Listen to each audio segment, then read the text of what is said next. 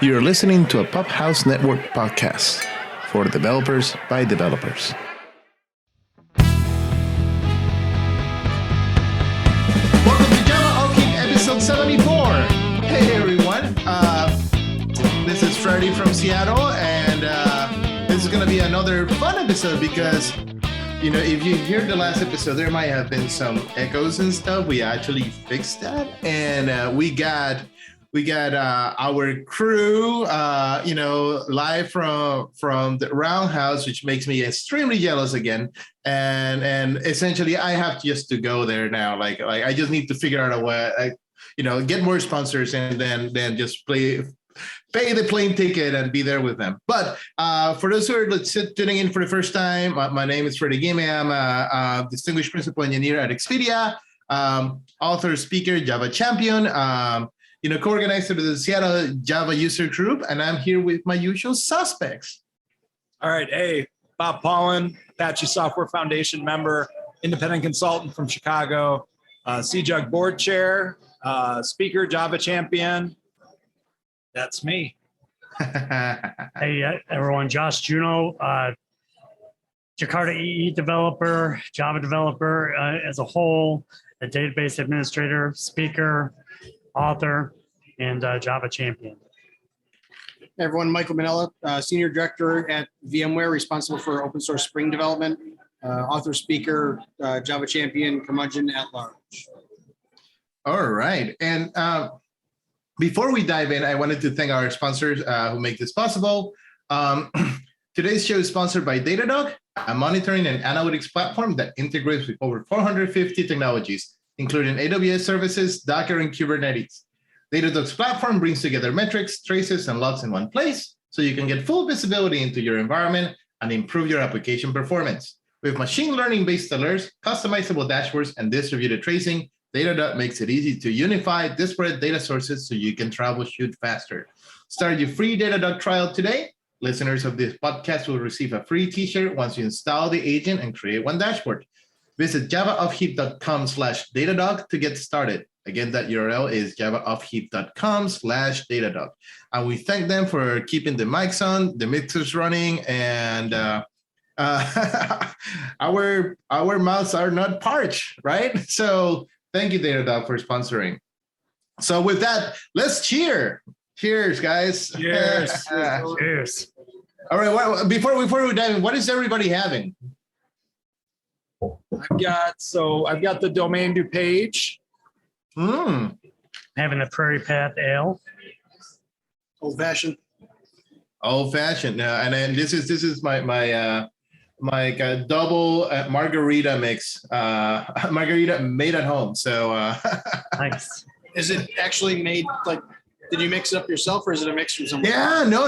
I mix it myself. I get some Grand Marnier. I got some Alto Reposado tequila because, for margaritas, you gotta go with Reposado.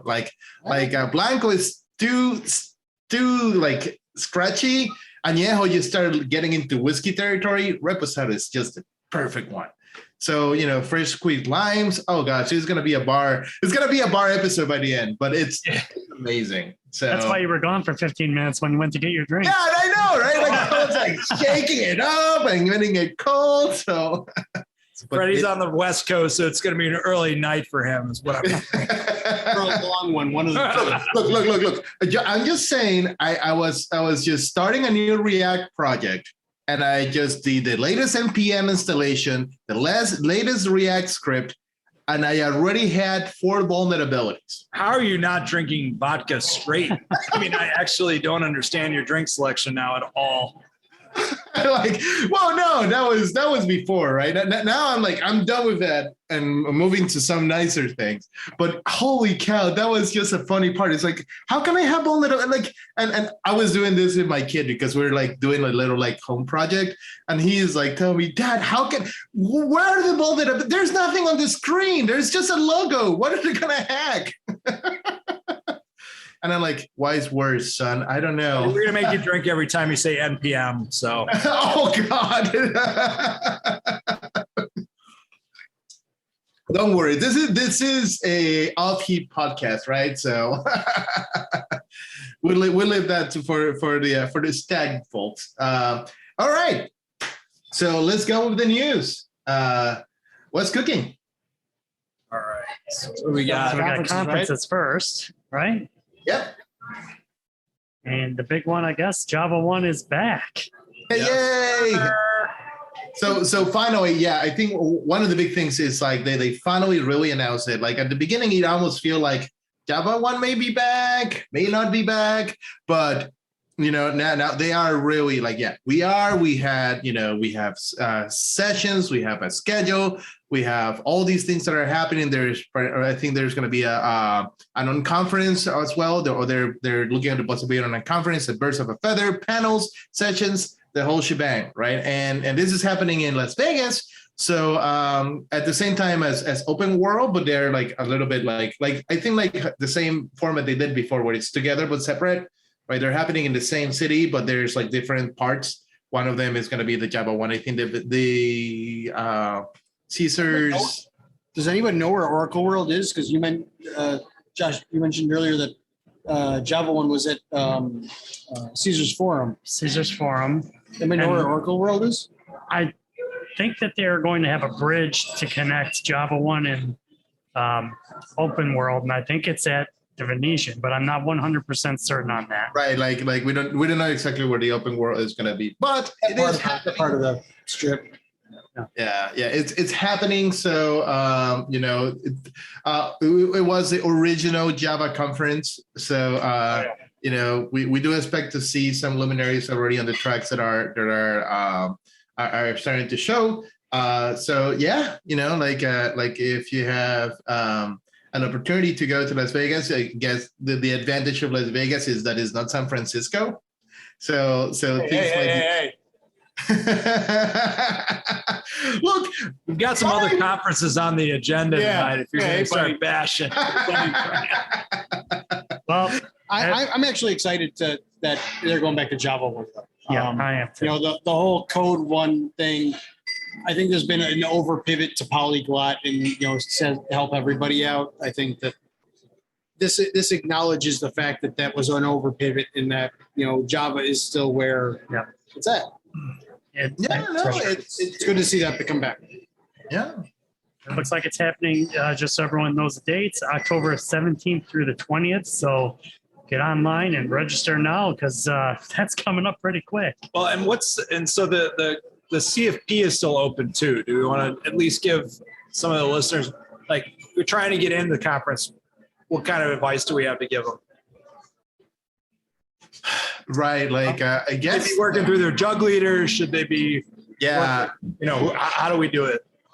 Yeah, and I think this is advice that we'll talk about later as well because it helps. But being part of your Java user group, and talking to the Java user group leadership is where you can sort of hear the sort of like the back channel of how these things happen, right? And if you really want to learn about call for papers and stuff like that, always talk to your jug leaders. They will know, or they know who to ask and try to figure that out, right?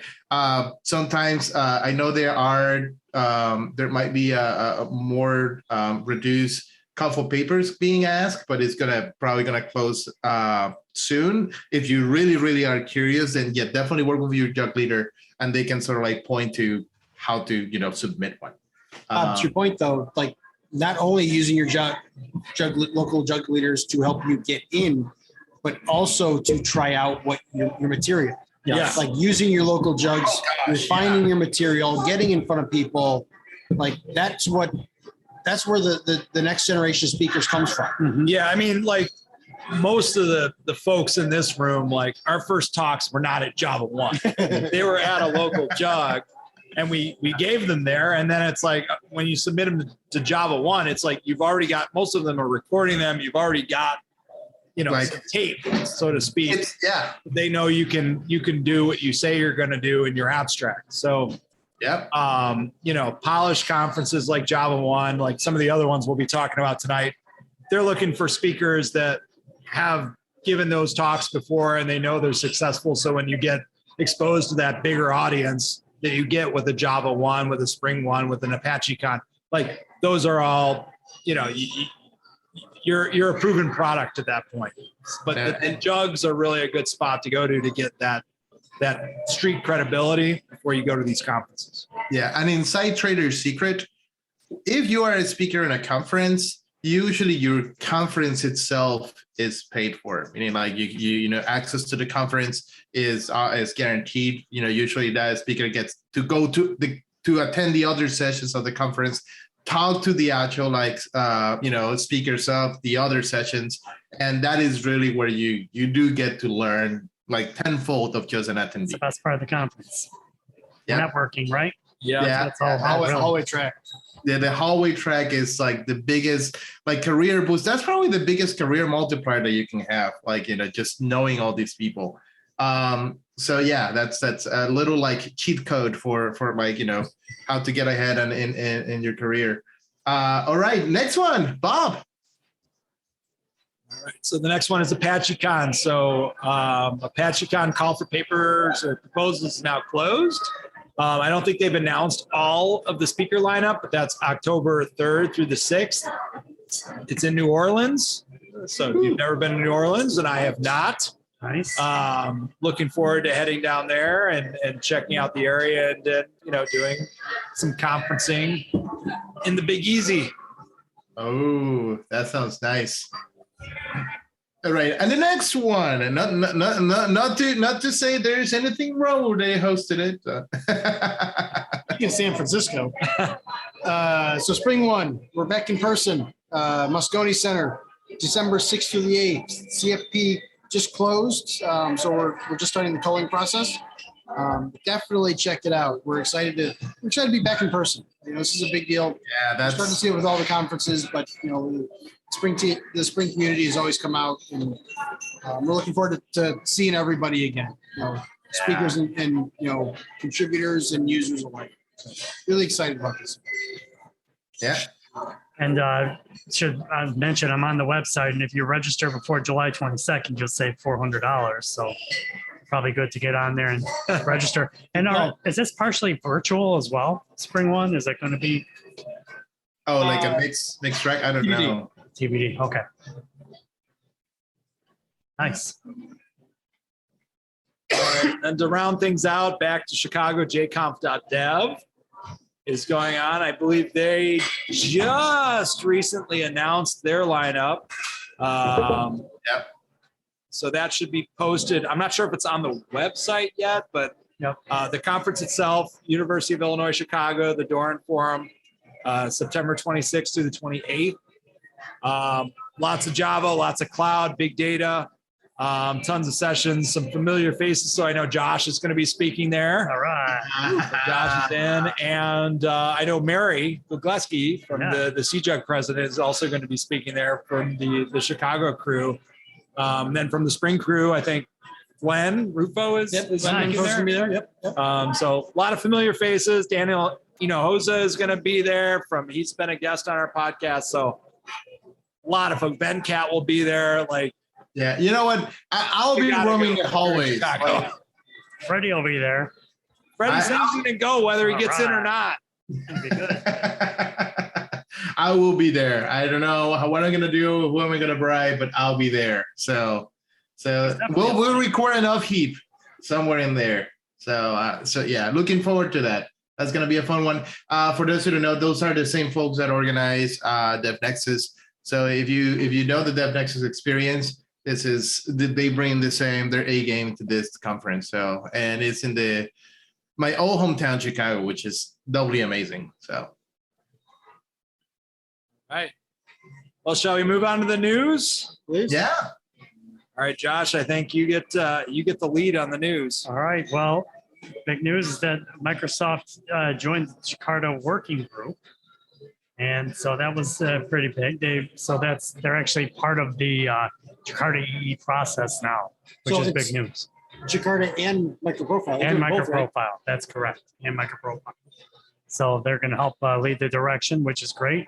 It's just great to see Microsoft stepping up in so many ways for the Java community as a whole. And I'm especially excited because of, I'm kind of an enterprise guy. So do you have any insights into the specs that they're interested in? Because each company kind of, certain ones companies gravitate to certain specs. Yeah. Do you have any insights into anything they've specifically either been involved in or have vocally? I wish I had more information for you, but I really don't. Sorry to put you on the spot. No, that's okay. I don't really know exactly what they're targeting as far as specs go. But I do know that they've been quite involved in microprofile and in Jakarta E. They're, in attendance at most of the things.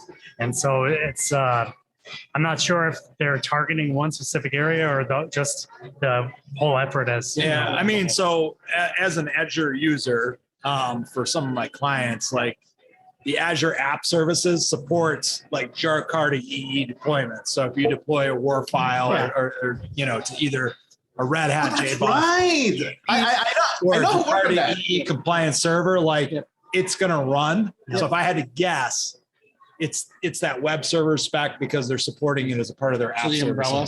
The umbrella, yeah. So I mean, they have the whole like Git, I wouldn't say GitHub because GitHub is only one of the supported Git platforms that they have. But they own GitHub though. They do own GitHub, so it's an integrated solution. But they have several things that go into their app services directly from a code pipeline where all you're doing is pointing it to source and then it just deploys. So not a huge surprise to me. Especially you look at the talent that's there, like a lot of people, Jakarta EE supporters were there well before they joined the working group. Yep. So this has been something in motion for a while now, and it's just finally happened. You almost wonder what took so long. Yeah. Honestly, yeah. Well, they did have J++ a while back, remember? I remember that. I remember that. No. We have people we can, if we really want to know the insights. Back in college. They also do have another angle might be is that they have LinkedIn, which I'm not sure if that's all Java based or not, but I don't know actually. it's not. Yeah, I'm not sure. Yeah. So, they've got lots of irons in the fire is what my point is. So they could be coming at it from a bunch of different angles. Yep. But yeah, I mean, there's definitely an interest in the specifications based on things that they're supporting as part of their cloud. I mean, you look around at the rest of the supporters, and it's because of that. They do have an interest in the specs continuing to grow and evolve. If you ask me when it comes to public cloud, I think Microsoft's probably one of the ones that are taking it the best approach, which is we don't care. Like we're not gonna. They've got .NET, right? They could be ramming that down developers' throats. Yep. And they're choosing not to. They're like, I don't care if you want Java. Whatever you run, just run it. Exactly. Run it on our platform. That's all I care about. That's all what they care. Right. And if Java's where it's at, we will invest to make developers happy to run on our platform. Yeah.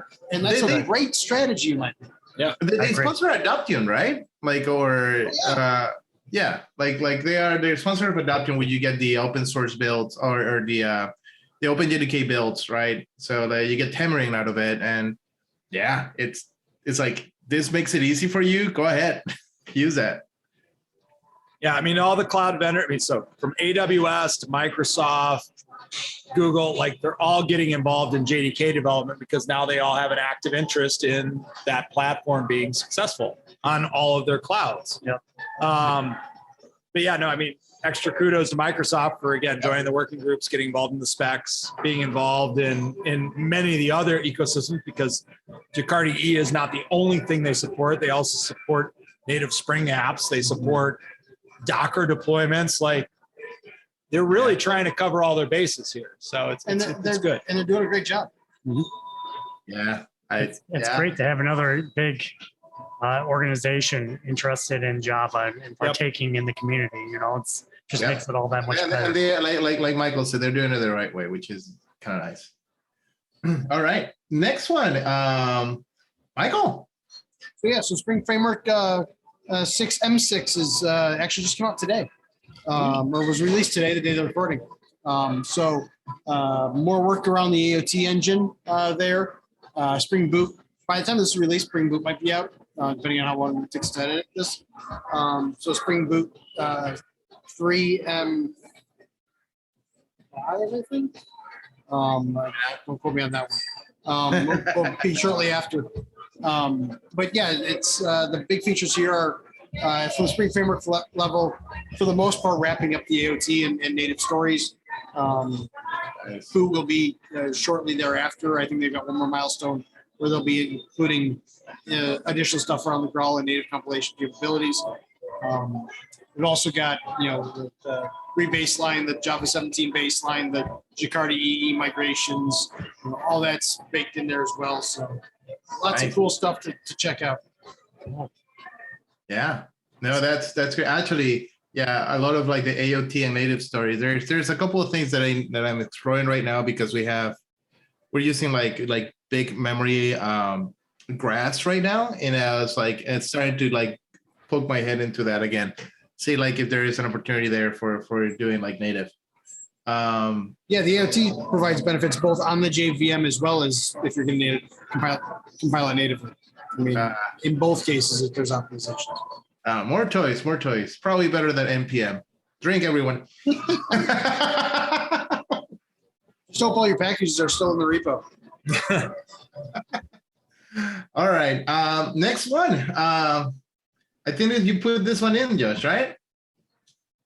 Yeah, we just put this one in because, we have to keep abreast on the newest and the latest coming to the JDK. So JDK 19, it looks like it's on ramp down phase 1 and heading towards ramp down phase 2 at this point. And how many features are there here? There's 7. The number's small, but there's one that sticks out. Like they are heavy. Preview feature though. It's fine. Yep, but yeah, it's finally seen the light of day. Yeah. Project Loom. Yes, sir. So virtual threads are in, and that's coming on JDK 19, and that for those who are not familiar with it is essentially it's not green threads, but it's this right now. Java is one thread. It really means one hardware thread or one OS thread. Virtual threads essentially is a way to create this where one actual like OS thread really is contributing to 10, 100,000 or 10,000 of virtual threads.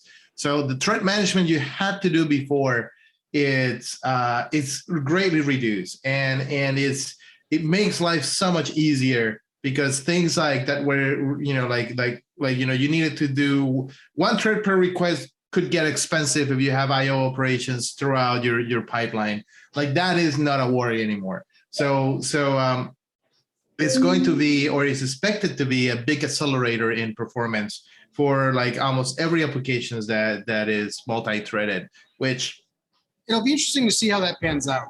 When I think about so virtual threads, one of the advantages are it's a lighter footprint, right? Yeah.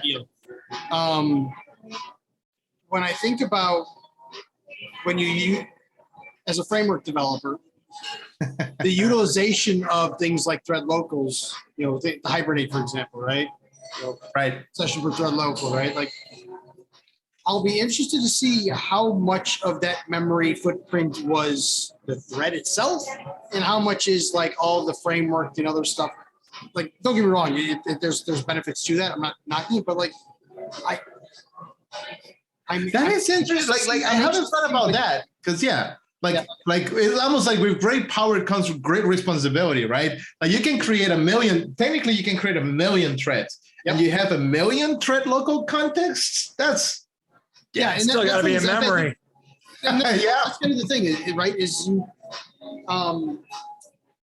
it undoes the limit of one resource, but then another resource gets more attention. It gets like because it's quicker to you don't have to worry about CPU threads anymore, but now each thread context for each thread that you need to be more cognizant of because you can break through that faster. So it'll be interesting to see how the frameworks and whatnot evolve and take advantage of that in ways that make sense and kind of put up those guardrails to. It's a sharp knife, right? You can cut yourself. This is why we have to see larger heaps on the show. Like he's already putting a damper on this thing. Yes, I do. I 100% think that that memory is going to be. You're going to start seeing. Especially. Well, actually, I take it back. It'll be interesting to see if Loom has it, and I haven't heard if Loom has any presence at all in the native compilation books.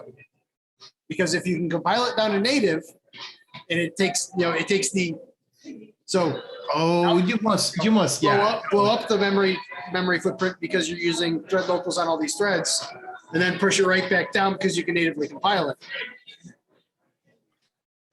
You gotta virtualize that. I honestly don't. I have no insights into whether or not the Raw team is even looking at. Oh God, that's gonna be a wrench for them. I can see that one. It would not amaze me if they said, nope, we're not supporting that. Yeah, exactly. It wouldn't surprise me, but there's limits to the stack, right? So I mean, you have a set limit to stack locals for threads. So if you were gonna say, if I have 1 million threads, what's the potential impact to my heat from having to rehydrate and move things off? Right. It's math. Like I can calculate it. Yeah. And nowadays in cloud environments, you can easily scale them accordingly. You could. So I guess the question comes to me is like, without native compilation, because a lot of the stuff I do is not native compiled. It's still long running. Is the cost of the memory going to be worth the CPU optimization, essentially, of having all these threads, running in the background or getting hydrated and rehydrated? There's a lot of benchmarking that still needs to be done. Mm-hmm. Sounds like a great business opportunity. It does, right? Like, oh my gosh, there's with my profiler. This is how to optimize. How much memory now you use? Oh God, yeah. To be fair, we have to get to that point, and I don't know if this is part of the new Spring 6 is where, I just drop an app in and I can go out and compile it, because there's often little hacks that I have to do depending on the dependencies that I'm using and things I have to do where that investment is a little bit higher. Our goal is to get it as close as painless as possible to take your existing Spring app and run it native. And compile it. Once you get to there, then hey, I'm going to run it. It's a non-issue. If it's cheaper, I'll native compile it. Most people don't care how long it takes to build. Exactly. Yeah. Exactly. So. Yeah, well, if you ever do an idea of a profiler that sees the memory versus thread comparison, buy us a beer. You heard it here first. So Freddie, that'll be our startup. Yeah. I cannot, there's a lucid time that I have, and I know if I try to do the startup thing that runs for 18-hour days, I cannot do that anymore. I start hitting these hard after 6 p.m. then. All right, next one. What's up? Oh, discussion. There isn't a next one. We're off to discussion. And I mean, and our discussion topic for today is something that I think hits everyone. So, I mean, we've all kind of seen the marketplace right now where we went into COVID and we're kind of like, oh boy, here it goes. It's about to all hit the fan. And then strangely for developers, it really didn't for the broader market. Yeah. Just as a generalization, it actually, for many developers, was kind of positive for their careers. Salaries increased, job opportunities increased. All the companies that realized they needed an e-commerce or a virtual. We need virtual. We need a virtual store. Realized it, and they realized they needed programmers. Now I feel like we've kind of gotten to the peak of that, and we're starting to see, with every up, a lot of times there's I'll just call it a correction to get back to reality. I mean, there are greater macroeconomic things going on, right? Like inflation in the U.S. reported 9.1%. Right. I mean, we're talking. We're seeing inflation rates that right now we haven't seen since the 70s. It's exacerbated by the war in Ukraine, geopolitical events. Yeah. I mean, it's not a simple thing right now. It's not easy to put your finger on what the cause is to fix it. There's a lot of stuff going on. So, anybody that's working for a living is naturally a little bit concerned about that. And, the developer marketplace Seems to be cool. Seems like it's cooling off. Yeah, I think that's a fair statement. So our discussion topic for today is a lot of developers have probably come into this market and are like, hey, this is just how things are. Break it to you. Like, this has happened before. Stay calm. There's some things that you just probably need to know and focus on in order to kind of prepare yourself for what may come. Sure, it may not come, but like if it doesn't come soon, it will come eventually over your career. So you have to be ready for a good and bad markets. So we're gonna be talking about how developers prepare for situations where you might be laid off. And to add to that, I don't think like we're not a doomsday like I don't think we're in a tech bubble burst, right? Like that happened on 2004 or 5 where there was. Yeah, was it 2000? Oh my God, 2000 was the first tech bubble. It was the dot-com bust. I was graduating college then. Remember when Amazon was at 100 and everybody was like, "Wow, that's really high." I mean, I remember. So I remember that burst. So yeah, we say Amazon is 100. We're crying, right? I was coming out of college then, and I got my job in the first semester of my last year in college. And I had friends that waited till the second semester, didn't get jobs or took a lot harder. I had friends that had jobs that were rescinded. That was a dark time. I don't think again, this is all punditry and you can hold us to anything we say here, but I don't think we're at that level. Like I do think things are slowing down. Like I think things are healthy. And the reason why they got so hot was, like Bob said, it was like there was suddenly people realizing they need to invest in their online strategy because that's how people are going to be interacting for a while. I think it's easing out a little bit, right? Like we hear studies about like Facebook giving essentially like stupid money to get like engineers on the door, right? Yep. Like, I think the point we're trying to get across is not that it's time to panic. I think the point that's trying to get across is there are ups and downs to the employment cycle in IT and in all markets. Yep. Honestly. Yep. And, all of us are subject to that, but there are different things that many of us that have been in this industry for a while have kind of learned to do to deal with it, where it's like, we're not up all night worried about it because we've got some tricks in our back pocket, so to speak. And what I'm hoping to get to in this episode are what are those things that maybe I'm just out of college in the last 5 years and all I've experienced is like crazy growth, then COVID, then more crazy growth.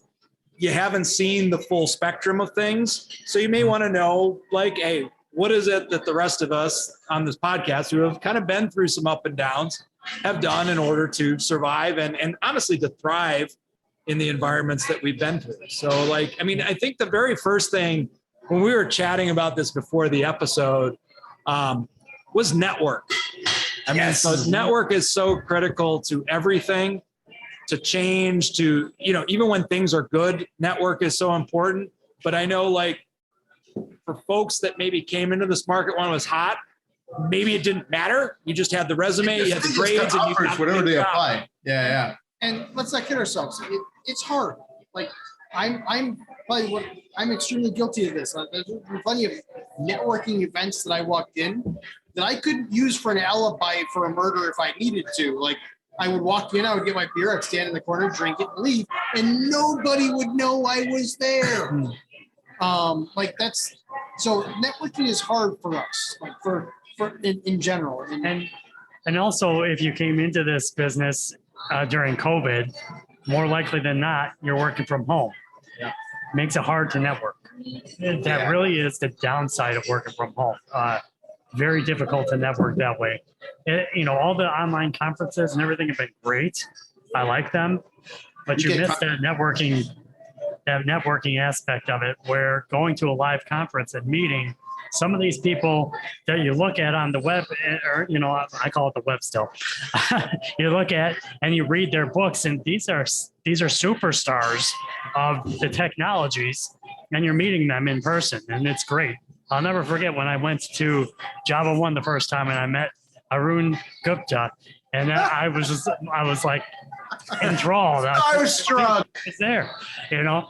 But You're him. yeah, this is actually how it is at these. And so networking, even at the local jug, like we had mentioned before, the jug is got some up and coming superstars, and they're great people to talk to, not only for your future career, but for the current time, because more likely than not, there's somebody at that jug or that meeting that is doing something similar to you and can help you out, or you can learn some tips and tricks from them. And that's an excellent point to Michael's point. When you go into like forced networking events where it's like, hey, you're supposed to mingle and it's kind of set up, you can kind of trick yourself into it. I'm going to an event to learn something about something in Java, like Spring Boot applications, like, the newest version, because there's a speaker at my local jug and I'm there to attend and I just happen to talk to people.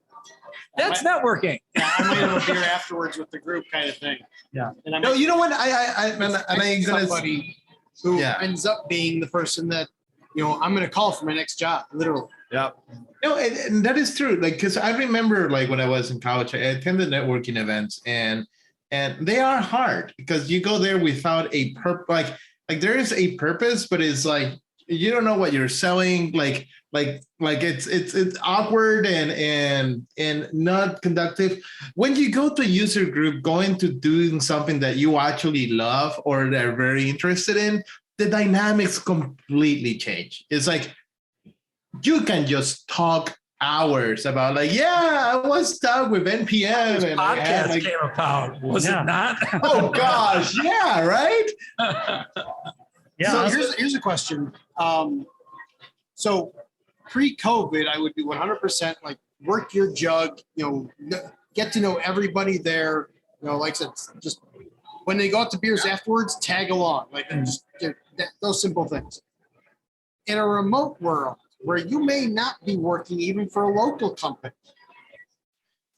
how do we talk about that? How do we position ourselves in the modern world? Because again, pre-COVID, you were probably going to work for a company that was in your major city nearby. Yeah, that's not the case anymore. With right, it's being what it is. We have not seen the shift back to the office that a lot of people. Don't get me wrong, a lot of execs would like to see, but it just hasn't happened, and I think it's a good thing. But that networking and all of that takes on a different flavor. If that's the kind of position you're looking to pursue. Yeah, I mean, it's if you're looking to stay remote, even if you are, maybe you're in a place where there isn't a local jug, so that's not an option. I mean, the other things that I look to as far as distinguishing yourself, because it's like anybody can put a resume out there, right? The problem of working in a company where there's NDAs and there's security, like a lot of times you're going to walk into these interviews and you really can't articulate or show exactly what you've done for these companies when you're trying to sell yourself or separate yourself from other candidates that are going to come in for these remote positions.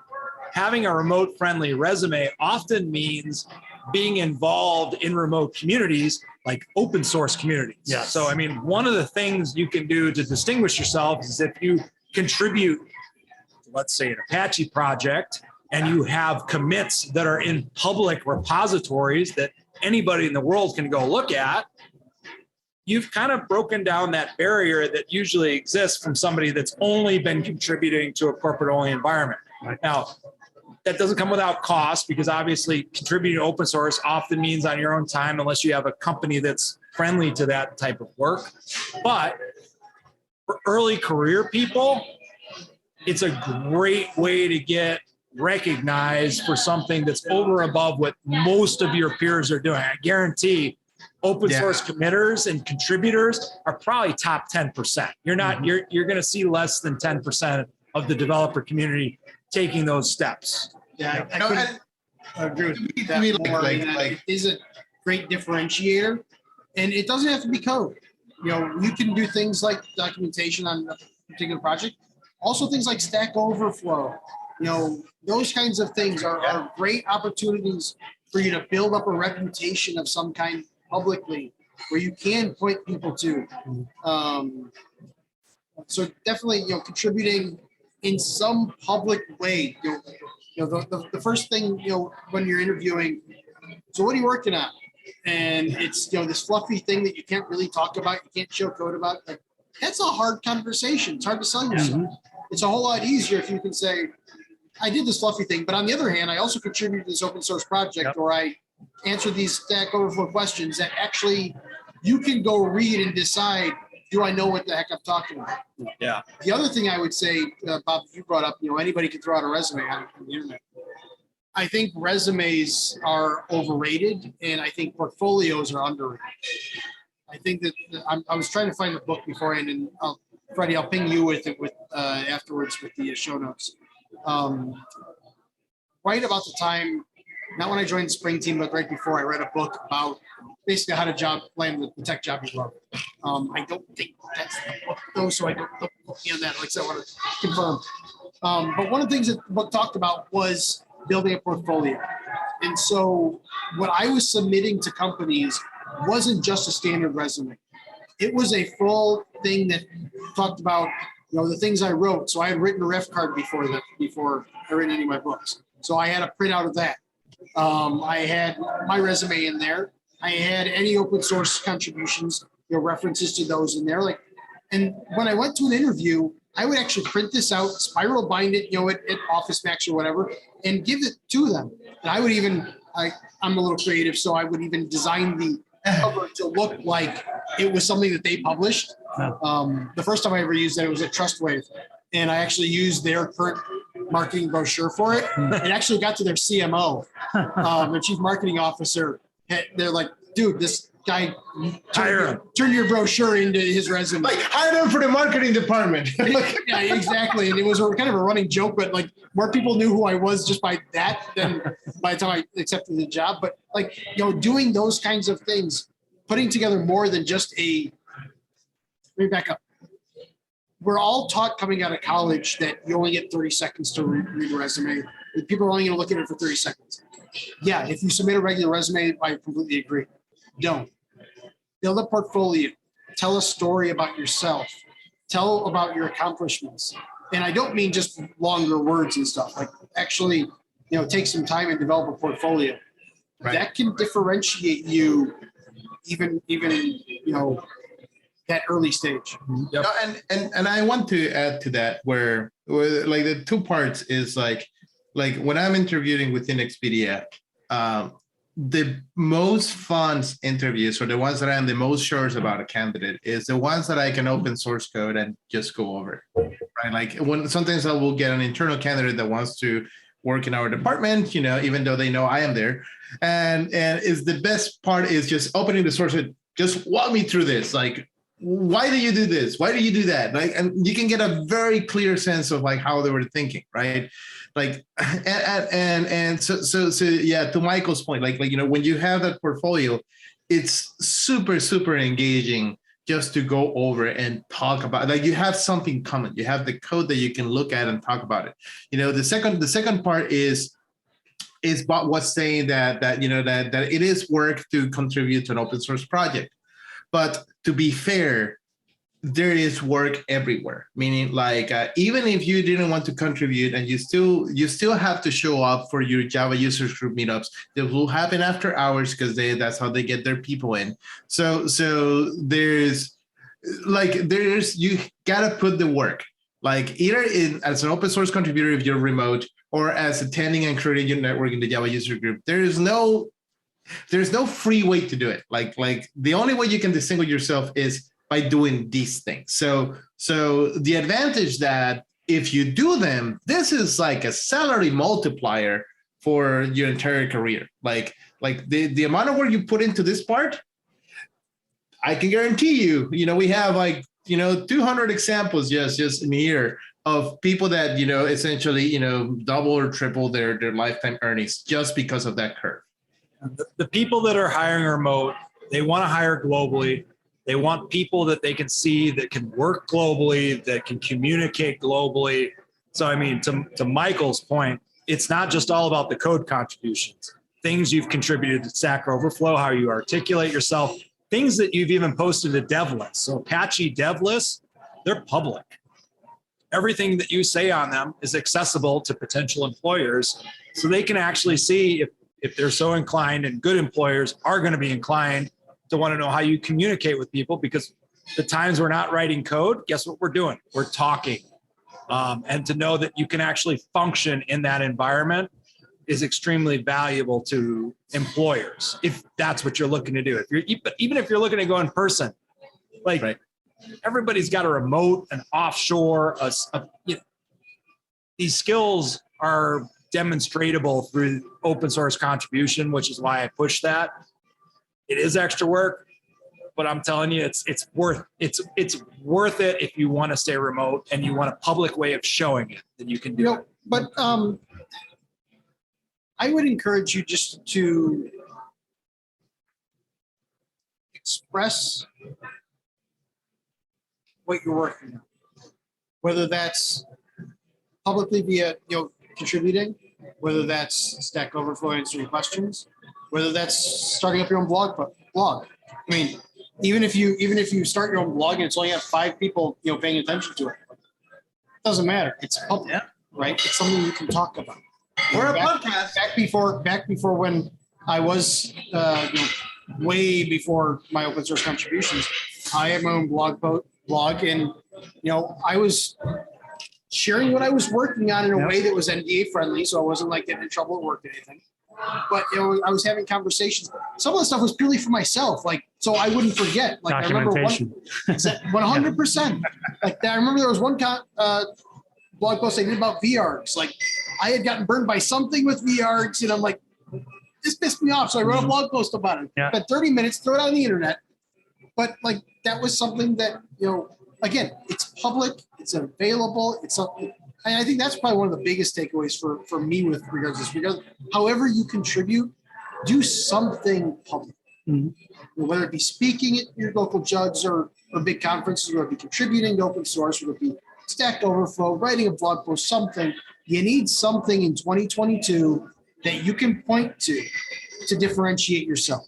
In 2022, it's not good enough to say, at least if you want those top jobs, it's not good enough to say, I worked on this app at this company.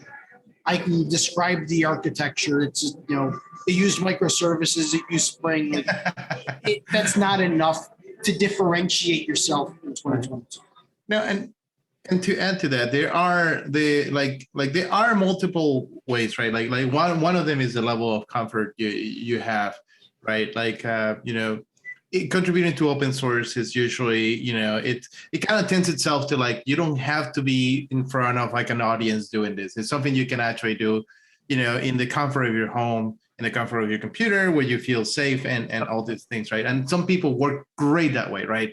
I was lucky enough that I am more on the other side where I like to showcase and I love to speak, right? And then, for those, if you have a user group and you're comfortable with just going to user group, those are incredible opportunities also that are multipliers. Like if you're comfortable being in a crowd, attending your user group, participating in your user group, and then engaging in the leadership of your user group, it's also a force multiplier where you can invest your time and get that uniqueness that opens the doors. And to be fair, it gets to a point where it's actually super, super fun. I was hosting a Seattle Java user group meetup, I think 2 days ago at Amazon, right? And first of all, Amazon, because they do want to have the engineers coming to their building, they did this nice, super incredible spread. They really spoiled us, right? I need to charge them for this now. But what they did is essentially I walk in there and you talk to all these people and they're like, hey, are you looking for a job? We want to work with us. This is an experience as a user group organizer that you usually get. It's they're always saying when you're bored about what you're doing, if you want to try something different, come work with us. They come just because you are running the show. Now, Freddie, you're probably the most extroverted person on this podcast. So when you're sitting there talking about, if you're comfortable in a crowd, do this. It's great for you. Freddie, what would you say to those who aren't? Because let's not kid ourselves. Well, Michael, I would say, what would you say to them? Because I think there's a lot of folks on this podcast, present company included, that kind of have to suck it up to do that sort of stuff. I mean, No, I learned this from Bob though. I do appreciate that perspective that he always tells me. Like for Bob, doing these things is tiring. Like soul draining, tired. Like he's like once we me apparently. So, but the thing you don't realize right now my life because of renovation in our house right now. This is improvement. And so like actually because of the COVID and other things, like I'm even sleeping in my office. Like it's literally, I've got an air mattress on one side. I go up to the other side of my desk. I go to work and I go like literally, and also because of the renovation, we've got a fridge in my office now too. The only reason I have to leave my office is to go to the bathroom. That's it. I'm surprised Erica lets you live. The one thing, the one thing I learned is that it like Bob showed me, it's a skill set that you can learn. Like it's not that you are boxed in, like you're an introvert forever, right? Like the thing, and it is hard. But the thing that is interesting for me is that it is something that I thought, like, if you're an introvert, you're an introvert forever. But, I never realized that Bob was an introvert until we have, it was one late night, we were having drinks and he's like, I'm exhausted. And I'm like, but I had the greatest time. What do you mean? It's like, dude, I'm an introvert. And I'm like, I would never know that. So there are, and Bob, correct me if you disagree on this, but there is such a thing as a functional introvert, which is, somebody that can put forth that effort, realizing that they're taken out of the bank. Like they're withdrawing from the bank. They're going to have to repay that debt at some point. And there are some people though that are really talented developers though that like it's one thing to you can be a talented developer and not have to stand up in front of a crowd of people and give a talk. Yeah. You can be a talented developer and not be willing to, any of the public things we're talking. Most of the public things we're talking. Yeah. I do stand by the idea that you need to find a way to be public about what your thoughts are. Yeah, the big but to that is you may be all those things, but how are other people going to know about it? Is the key. So, I mean, like the thing I realized, and again, I'm an independent consultant, so it's like I'm not guaranteed to be, none of us are guaranteed to be employed. So I'm going to burst that bubble right now. But like, I'm definitely not guaranteed to be employed. So, I mean, you have to find just like waking up in the morning and working out, things that make you uncomfortable are sometimes good for you. Mm-hmm. So, even if you're an introvert and you maybe some of these things make you uncomfortable, they may be good for you. Yeah. Because you may be that really good developer, but if nobody knows it, it does make it hard to get a job in a market where by no fault of your own, you get laid off. Your project gets cut. That shit happens. And to all of us. And so all you can do is be prepared for it. And to be prepared for it, a lot of times you have to be able to come out of that comfort zone, even if it means, doing some speaking, which is maybe not something you enjoy, but if you can do it and you can figure out a way to train yourself to do that, it's a great skill because people can see it. It's public. I mean, that's the thing we keep repeating, right? Yeah. It's you need something public that's visible. Otherwise, everybody's just got to trust what you're saying in the interview. That's hard. So I look at it as you need to build a brand. You need to build a personal brand. That doesn't require that you stand in front of people and talk. It doesn't require that you, even go on YouTube or something like that. You can sit quietly at your laptop and type something up and publish it, right? You can turn off comments if you want. It is what it is, right? Those are your thoughts. But at the end of the day, people will go, they'll find your stuff and they'll read it and they'll form an opinion. And when you go to apply to that next position, and to be clear, we're not talking, I don't think anybody here on this podcast, again, guys call me out if you disagree. I don't think anybody here is talking about, Joe enterprise developer that just wants the next gig to pay the mortgage. That's not what we're talking about. That's not what we're trying to help any of our listeners get to. I think everybody on this podcast has a position that they are proud of, that they have opportunities to be more than just Joe developer that's going to roll underneath the radar, collect a paycheck and go home. Everybody on this podcast is making a material difference in, whether it be our company, our customers, our users. Now, being at that level, taking that next step up, Freddie's, distinguished principle, is that what? Yeah. I need to wear a monocle now. Right. Yes. So I mean, when people aspire at these levels, there are certain requirements that you're going to have to do. And, you're going to have to be public about your opinions. You're going to have to build a brand of some kind. You're not going to be able to get to these positions by being, Joe developer that cranks up code and goes home and collects a paycheck. You're not going to get to distinguished principle and whatnot in that moment. And I want to highlight and I want Josh to give his opinion on this, because when you were talking about publishing, another activity that you can do is actually real book publishing, right? Work. If you're a word nerd, that could be another way that you can distinguish yourself, right, Josh? Oh yeah, I recommend getting into it if you're interested in learning, because writing a book, you really do have to learn to do it. You're not going to be writing about just one thing that you're an expert at. You're going to have to branch out and write about some things that you're not very familiar with in some cases. So you'll have to branch out and learn a bit. And it does take a lot of time and effort and dedication to write books. Articles are a little easier, in my opinion, and probably a little more monetary. You can make a little bit more doing articles because less time and less to write, and in some cases you'll get paid same amount of money.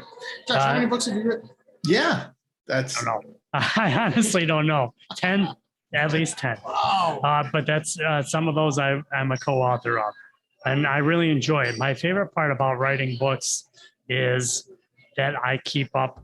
It forces me to keep up with the latest, because if I don't, then you take a step back and you go behind that shade and you lose touch with what's new. You get stuck in that hole and you continue to develop the same applications you developed for the past 2 or 3 years, and then your technologies get old and you get stale and you don't stay fresh. And so that's one of my favorite things about writing. Now, I've admitted I have not been as into writing lately or as involved as I would like to be into technologies that I like the Jakarta E and whatnot. And lots of that's because of work and such. But I do recommend, if you're interested in getting out there and getting your name known, at least start a blog and maybe pitch a couple of ideas to some publishers. If you don't know any publishers, go onto LinkedIn and try and talk to some people there. Start a trend on Twitter. Put out a tip of the day or a tip of the week of something you're really interested in. Are you interested in Project Loom? Hey, here's a tip this week. Here's a tip next week. And you do that week after week. You're going to get some followers and people are going to start to know your name. Lots of people have newsletters, right? We have Heinz's newsletter. He's huge in the Java community. He writes a newsletter once a month. Get into something that you're interested in. And I'll go back, take a step back, and I'll let everybody know I don't like speaking in public. I hate it, to be honest with you. Freddie's the only one that likes it. I'll tell you what, when you go and you deliver the talk and people come away and ask questions and are interested in your talk, you're going to really love that. No, that's fun. That's my favorite part. Is helping people out. After I gave my first couple of talks, I realized that's really what it's all about. It's helping people, and it kind of like a brand, like you said, people are going to know what you're discussing, and they're going to be interested in seeing more of your discussions and your talks, because they'll be interested in learning more from you. So it's a real big thing. That's amazing, Josh. Thanks for sharing that experience, because I for those who don't know, I did co-wrote a book with Josh. That's a little bit of how we met. Yeah, right? It is. But it is something, once you get to that part, like Josh said, that is amazing. When you get a resume that has a published author that you can look at Amazon, that is level. You're already unique within uniqueness. A lot of the merit that you earn doing that does not expire, right? It carries through, so it is durable. Now, I mean, it's good to talk about those things. There's probably also some things that we should talk about that are maybe more pragmatic that you may not think about. A lot of times your employment situation may involve options. If you're independent like me, you don't have unemployment and things like that. So there's definitely financial considerations to think about, depending on your situation. So, I mean, just speaking for myself, as a contractor consultant, coming into a cooler market, you want to make sure you got money in the bank. That is your bench time when you're an independent. If you're working for a consulting company, a lot of them have bench time built in, where maybe you'll lose a bonus. But at the end of the day, if you're on the bench and it's a cool market, you're also on the chopping block. I hate to say it. But if you're independent, you're just not making money. So you have to have money in the bank. You have to have a couple months worth of income in the bank. So during a good market, 2 to 3 months. During a bad market, you may want 6 plus, just to make sure that if things go south, you're not getting paid. You're getting paid maybe net 30, maybe net 15 if you've got really, really good subs. But if it's net 30, guess what? It's like 2 months. You worked a month, and then there's 30 days until you get paid. So you have to think about the financials of how that works out ahead of time. So going into a cool market, if you have 2 months where you're not working, it's really 4 months before you get paid again if you're net 30. So things to think about: money in the bank, budgeting, understanding what it is your spend rate is, understanding on what your targets are for how much you want to earn. Those are all important things to consider as an independent. Some of the conversation we were having before, like options. I don't deal with options. I deal with cash. That does bring up an interesting point. So if you are in the market or you're considering making a move, being aware of your compensation package, all of it. So it's not just what's in your paycheck, but there's no magic numbers. You get an annual bonus. When is it paid out? You have to be employed on the date. Do you get equity? What is the vesting schedule? When do you get, when's your next vest? These are all things that you need to be aware of. Chances are your employer is not going to be like, hey, you're quitting. You want to hang out for another month or two, and we'll give you an extra, X number of dollars. But that's not going to happen. That's not going to happen. So you need to be aware of your entire compensation package, as well as when you go from job A to job B, and they give you these wonderful numbers, right? You need to understand that there's context there. So for a good example there, going back to Bob bringing up equity, typically new employee grants are larger than retention grants.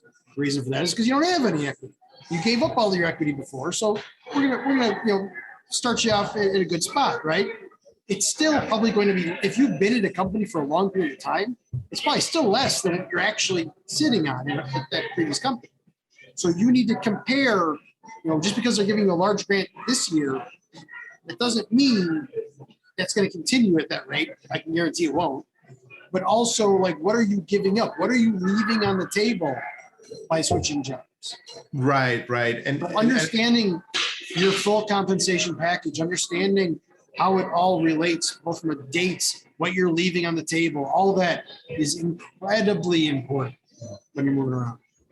Right. And I think that is like one of the things that it's worth talking about, like the if you're working for a publicly traded company, what they tend to do as part of their compensation package is you probably have access to what is called an RSU, which is restricted stock units. And what they are is essentially they're giving you stock, quite essentially, quote unquote, it's not quite for free, but there's some tax implications to it. But the idea is that they say like, oh, look, we're going to pay you, let's say, and I'm going to make a number, $100,000 in your base salary, and we're going to pay you another $100,000 in RSUs. And most people, they sort of, or like for me, for the longest time, oh, that's the funny money. I'm not even going to worry about that, right? Government's interested. Yeah. I mean, all joking aside, right? I mean, you hear about the Google millionaires and the Netflix millionaires, all those, right? I guarantee none of those, zero, became those millionaires on their salary. It's all through the equity. Mm-hmm. As you move up, equity becomes a larger part of your compensation package. It's just how tech works. And so, equity is something we have to appreciate. Right. And how you have to understand how it vests and works, right? When you get these things, it's not like you have them the day. That is the biggest mistake everybody makes. What usually they come with what is called like vesting schedules, which is the very first year, or maybe even the first 2 years, you don't get anything. But after that, we're gonna give and after that we'll give you they don't give you 50,000. They give you how many stock was 50,000 worth at the time that they actually you got hired. So the millionaires come because like if the stock was going up, then you actually, instead of 50,000, you may have made 62,000 in worth of stock, right? But if the market is going down, the 50,000 that you got at the beginning now is only worth 30 or 20,000. So that, and that is the reason. So now's the time to get a grade. Yes. Well, we're betting the market must go up, right? So you're asked, like, now is the time to be getting grades. If you're talking about, I'm biting my lip because I know you guys are talking in the context of public companies, but there's also probably a lot of listeners that are probably on startups that maybe are not publicly traded. Oh, that's another advice for folks Freddie, that maybe I feel like some people at this table may have some things to say about that. He's not at this table. Yeah, fair enough. Yeah. So the very first part is like, this is not trading advice. Go talk to a natural advisor if you really want. Like, none of this is binding. This is all punditry, right? But yeah, if you like going to now to the startup side, right? Like the startups that is really funny money. Like the thing that happens is you might get RSUs, you might get options, which are, that is going to take an hour to talk about, but options are complex enough that you do want a financial advisor's help, especially because there are, options have what is called two events. The first is the vesting event, and then the exercising event. And that sometimes you have to pay taxes on money that you don't even earn. So for options on startups, do get a financial advisory, because you cannot just sell them. There's no liquidity, meaning even if they give you stock for the startup, there's nowhere you can go in a public market and sell it. The only place you can sell it is to other interested parties. And I went through that exercise. I went through that exercise a couple of times, and it's hard. If a private company, really, you have to find out the people that may be interested, and they may not give you the value that you're asking for. And the reason is because they know that it's in the liquid market, and if you're trying to sell, they know that they have an advantage over you, right? So yeah. That goes beyond just private companies in the US. We have international listeners, right? I know tax implications are very different as you cross borders. I know some countries, for example, you've got to pay taxes to your version of Uncle Sam. the day that it vests, for example, regardless of whether or not you do anything with it. There's going back to before, we all highly recommend speaking with a financial professional in your local geography to understand the implications of these things. But I think we all agree that the net here is understand your compensation package. Yeah. Understand all bits of it. Yeah. And don't, and take that to, if you are shopping around, take that, understand essentially when you leave a company, if you do have stocks or options, you are going to be leaving behind money. That it's the way the quote unquote, the compensation structure it is, right? Like every year they'll give you a new stock. That new stock, you have to wait 2 years before you see some of it. And then they'll keep giving you a little bit more every year. So whenever you quit, it's not that you're going to have all the stocks that they ever gave you. You're always going to keep money behind. Now, and the thing is that if you know your number and you're going to another company and you tell them, look, to work for you, I'm giving up this much money in this many years, chances are they're going to maybe not match it, but get you something more than what you will have gotten if you never even said anything.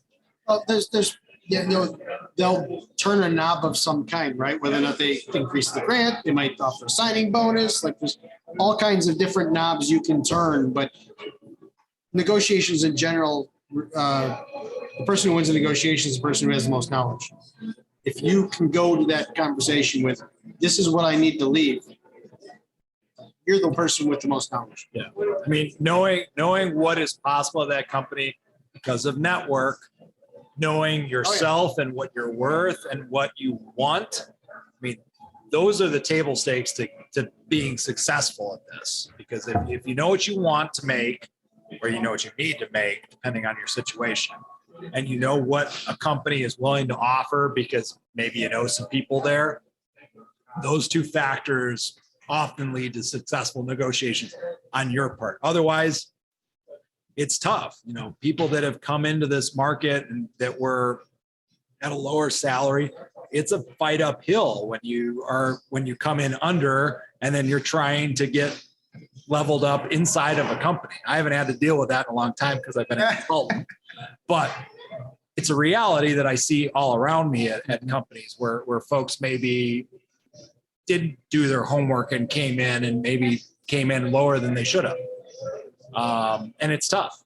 It's a tough battle uphill, and a lot of people end up leaving in order to rectify that situation rather than the battle that they'd have to fight to fix it internally, because sometimes quite frankly, it's easier it's hard to get that other job. Yeah.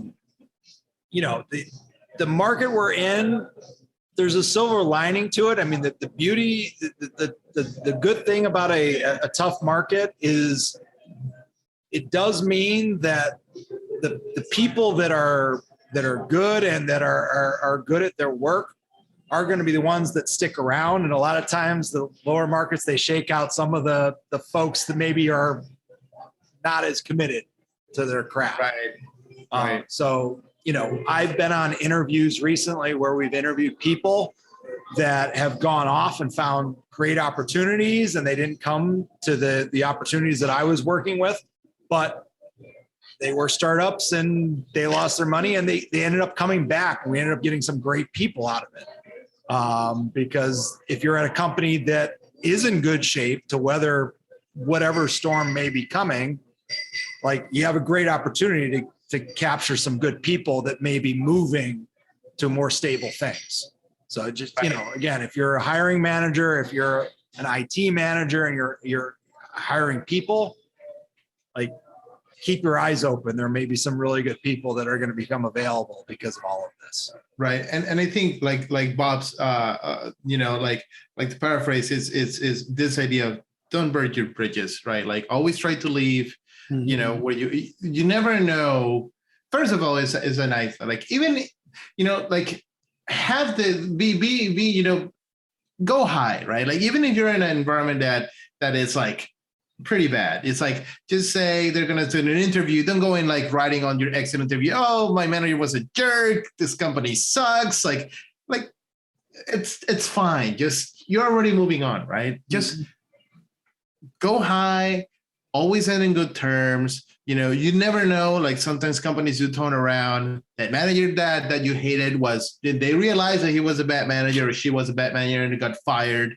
And there might be opportunities for you. But yeah, what Bob is saying is golden. It's like, don't burn your bridges. It's sometimes we get very personal about it. Just thinking about it as a transaction and move on. Just because it might be that the company changed, you change, something changed, and you cross paths again. You never know when that's going to happen. Two more things that I've got to say is off of this subject about the markets and whatnot. I don't know too much about that stuff. Unfortunately, I need to learn more about my everything I've got. However, something that you should probably always do, and I think I touched on this before, is continue to learn. Continue to learn the newest thing in your field. Continue to stay in touch with what's coming out, what's new, what's happening, how are your technologies changing. And probably a good idea, in my opinion, is to become an expert in something. I mean, you can enjoy. I love Java. I love the whole shebang. I love everything about it. I love the JVM. I love all the different languages. I love garbage collection. Enterprise is my big thing. I like enterprise applications, and right. So I'm not really an expert in any specific portion of it, but I like it as a whole. So that's what I kind of try and stay in touch on. And I think that's kind of what people know me for more. And so that I think is an important thing, especially in this remote world that we live in, because I like the remote world personally. Some people don't, some people do. But one of the important things is that you've got to have your space. That people are going to say, you know what, I know someone who knows about that, and they're going to reach out to you. Or you can go ahead and, like I said, make your tip of the day or make your blog post, whatever, about the things that you know, and people are going to start to be familiar with your content. Another thing I wanted to say is just to be positive. Wake up every day knowing that you're doing what you love to do. I do.